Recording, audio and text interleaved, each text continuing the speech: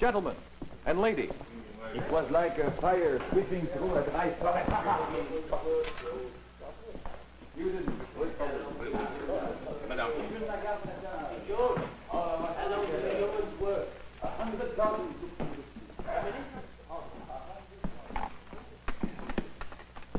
Friedrich Engels. You may have heard of me.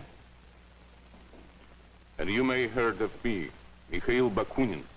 Mark Alexandrov, gunner first class of the cruiser Aurora.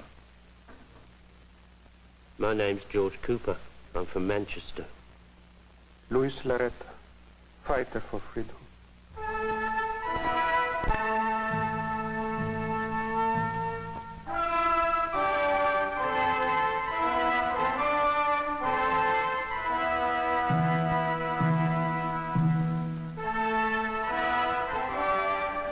A memorial to Karl Marx, buried in exile in London.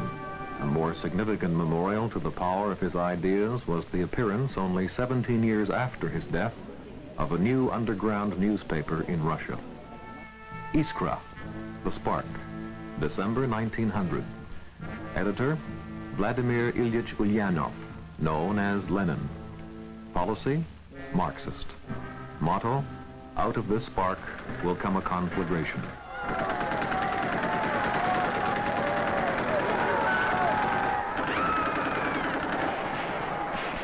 In the hands of Lenin, Marx's ideas did spark a conflagration, and Marxism came to power in Russia in 1917. Of that revolution spread.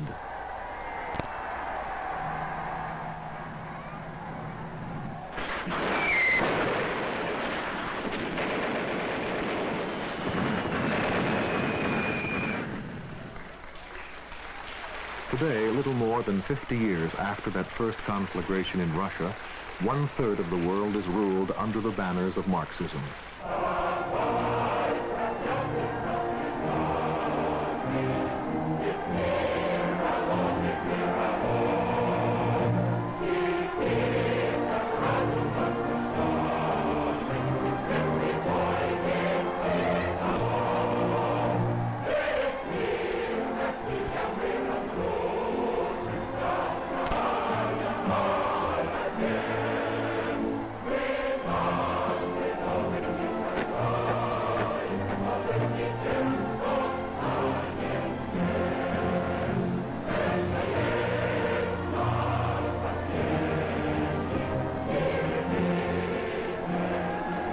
It was the swiftest and most widespread growth of power the world has ever seen, and all in the name of the doctrines of Karl Marx. What is the power of these doctrines? How did it happen? Karl Heinrich Marx was born in 1818 in Trier, a small town in Germany, son of a prosperous lawyer who had great hopes for his boy's success in that middle-class society.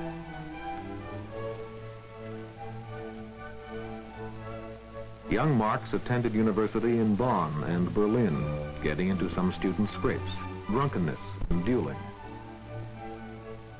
As a student, Marx naturally came under the influence of the fashionable ideas of the German philosopher Hegel, who developed the concept of dialectics, the synthesis of a new idea from the struggle of opposed old ideas, a concept that was to greatly influence Marx. Yes? You are talking of an historical figure. I think you should speak also of the man. Madam? Jenny Marx, born Baroness von Westphalen. Karl and I were married after a 7-year courtship. I was 4 years older than him, you know. He was a great man. A strange man. Did you know he once wrote poetry? We are chained, shattered, empty, frightened, and the worlds drag us with them in their rounds, howling their songs of death, and we are the apes of a cold god. He has these dark moments, but he wrote poems of love, too.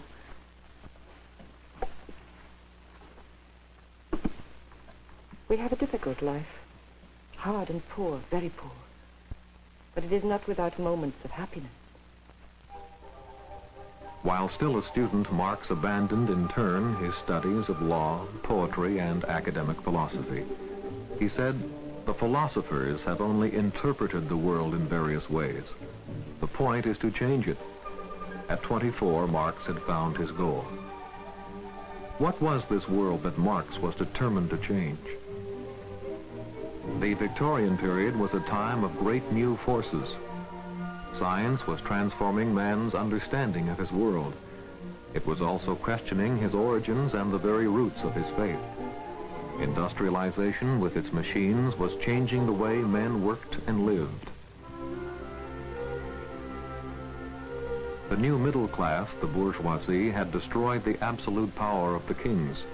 Their loyalty was no longer to their rulers, but to their nations, and to industrial expansion. In their clubs, they said, "Where there's muck, there's brass. Dirt makes money." It was a confident, prosperous time, but not for the workers. For them, the Industrial Revolution brought a life that often was more brutal, poor, and squalid than before. There was fertile ground for revolutionary political theories among the cruelly exploited workers.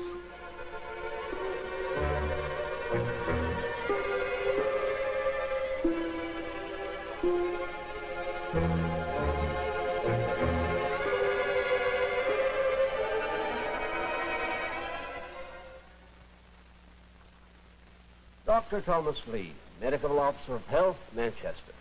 My investigations show that the average age of death of the middle and upper classes in Manchester is 38. The average age of death of the laboring class is 17. On the average, then, the middle and upper classes live more than twice as long as the laboring classes. George Cooper, Mill End, 15 Middle Lane. I've just finished my shift. I'm machine tender up at Mill. Jenny's up there now, and young'uns. All except little Billy. Well, he's only 5. We all jump to it when the whistle goes. How long do the young ones work, George? Oh, same as me, 14 hours. Cut the workday to 12 hours? You must be mad. Damn it, man, it's those last 2 hours I make my profit on. And if I don't make a profit, there won't be any jobs for them. You can't tamper with the system. And now I hear they're laying them off next week, the bleeders, and the rent's behind. It's no use. It was better for us all before them damn machines. Industrialization fascinated Marx. He was one of the first to recognize the significance of the machine age. He studied the Industrial Revolution in England as a scientist would, and developed a theory of history that was to change the world. In the same way that Darwin's laws of evolution dictate man's biological development, said Marx, so scientific laws dictate man's historical development. Marx's theory was as revolutionary and influential as Darwin's, and essentially as simple. Individual man has been concerned mainly with his own livelihood, said Marx. He does not shape history, nor is history determined by chance. Rather, it is subject to laws, the laws of economics. The realities of economics have produced our philosophers and scientists, our geniuses, our proudest accomplishments. Political leaders arise from the realities of economics which color every aspect of our lives and our beliefs. All the things in which man glories are born of economics. All our achievements, all our history are dictated by the way man produces and divides wealth. The basic law of history is the conflict between the exploiters and the exploited. Marx called this the class struggle. Always the exploited finally overthrow their exploiters, and a new society is born. But always a new class of exploiters develops, who exact their tribute from those below them. The long reign of the feudal aristocracy was opposed by the bourgeoisie, the new class which finally came to control the trading and manufacturing towns which grew up in the Middle Ages. The bourgeoisie sparked the Industrial Revolution and the new capitalism which exploited the workers. Marx also, in turn, believed that capitalism was essential, for without capitalism, industrialization would have been impossible. But the confident bourgeoisie will not retain their wealth. They are doomed to be overthrown. By whom? By the new working class, the proletariat. Why? Marx's laws say that the capitalist can only pay his workers just enough to keep them alive. These laws also say that the poverty of the proletariat must get worse and worse. There is no escape from this cycle. Because of these and other inherent weaknesses, capitalism will begin to fall apart. When the historical process is complete, but not until then, the class-conscious proletariat will overthrow its oppressors, the bourgeoisie, in a final revolution. Then, says Marx, socialism will inevitably replace capitalism. Everything will be run on behalf of the workers, the dictatorship of the proletariat. Under benevolent state ownership, there will be plenty for everyone. Finally, said Marx, the elements of control, even the state itself, no longer needed, will wither away and socialism will give way to the final system, to communism. Marx did not describe his ideal state in any detail. That was in the future. Marxism is not really about socialism or communism. Its chief concern is industrialization. Marxist theories had great appeal. They dealt with that looming fact, industrialization. They seemed to be thoroughly scientific.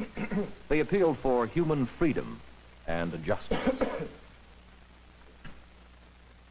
Perhaps it is time you heard from an authority. Friedrich Engels, German-born, resident in England. I'm a capitalist myself, or rather half of me is, partner in a textile mill in Manchester. Oh, most of my profits go to the cause of communism. Partner with Karl Marx. Sometimes it's even difficult for me to tell what he wrote and what I wrote, but he is the genius. I was meant to play second fiddle. Build. We must smash the military bureaucratic complex, smash the state. Good day, Friedrich. Good day, Mikhail. Mikhail Bakunin, nobleman, former officer of the Tsar, revolutionary anarchist. Anything that limits personal liberty is evil. Any violent destruction of authority is good. No, not your sort of blind destruction. Now, science must be the... Fine. Then we will scientifically destroy the state.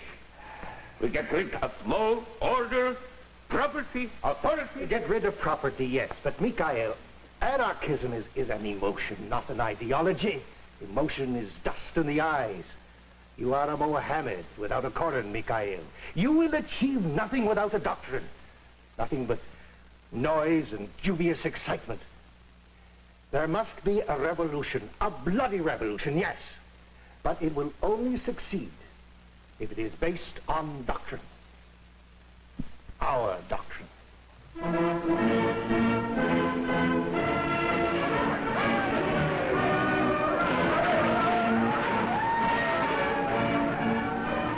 Bloody revolutions came. They swept Europe in 1848.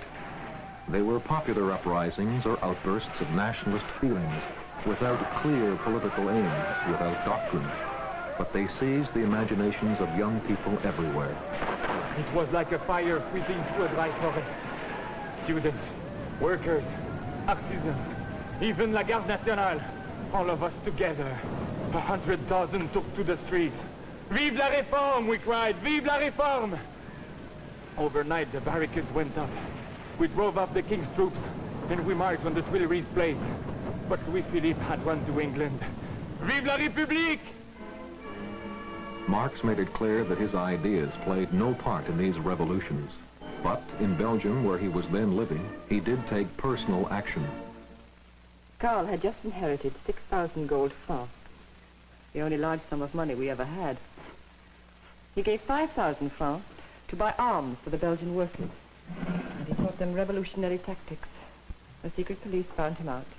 We both were jailed and exiled again. Finally, there was no place left for us to go but London. And here we have stayed.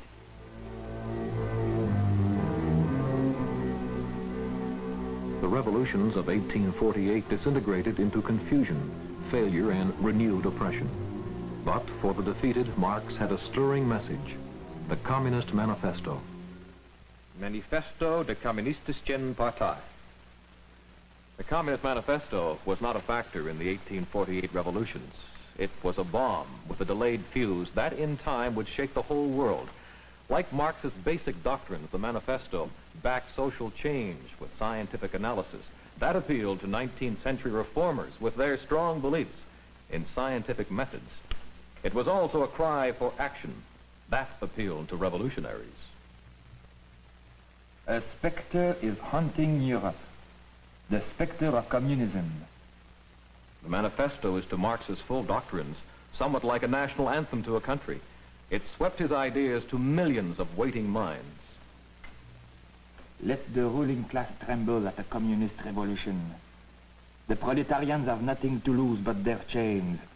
They have a world to win. Workers of all lands, unite.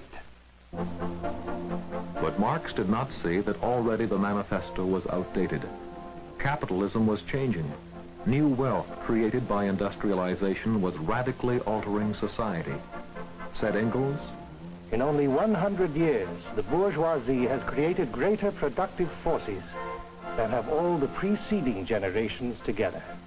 Fight on bravely, then, gentlemen of capital. Your factories and your trade must lay the foundation for the liberation of the proletariat. Your reward shall be a brief time of rule. But remember, the hangman's foot is on the threshold. the hangman did not come. As the workers' lot improved in England, Marxism did not become a serious force there. In European countries, even Marxists began to seek their goals through negotiations with employers and by political action rather than by revolution. Aye, things are looking up. There'll be no more grinding of the heads of the poor, I'll say. The owners? Eh? Oh, no. No thanks to them bleeders. No, it's the union. I'm shop steward now, you know. Them mucky mucks down in Westminster are listening for a change. 10 hours a day and a thicker wage packet. A fair day's work for a fair day's pay. That's what I always say. In most of Europe, Marxism was not taking hold.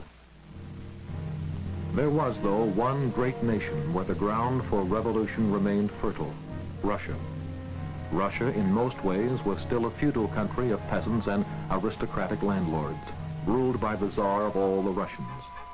But Russia was restless with a strong tradition of anarchy and terrorism that had been ruthlessly suppressed. This man, Vladimir Ilyich Ulyanov Lenin, armed with the doctrines of Marx, revived the hopes of Russian revolutionaries. Without him, Marxism might have failed or been softened, as in Europe.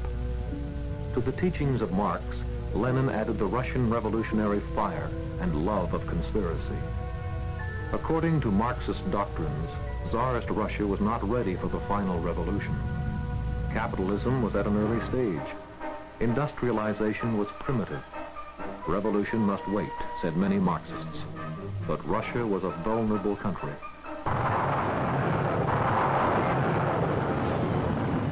World War I exposed that vulnerability. 50 years earlier, a Russian revolutionary had made a prediction.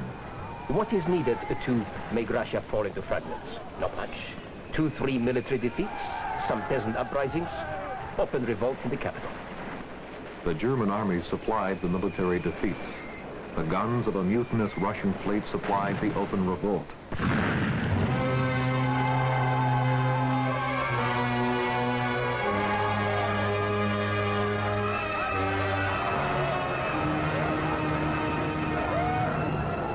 In 1917, Russia did fall into fragments.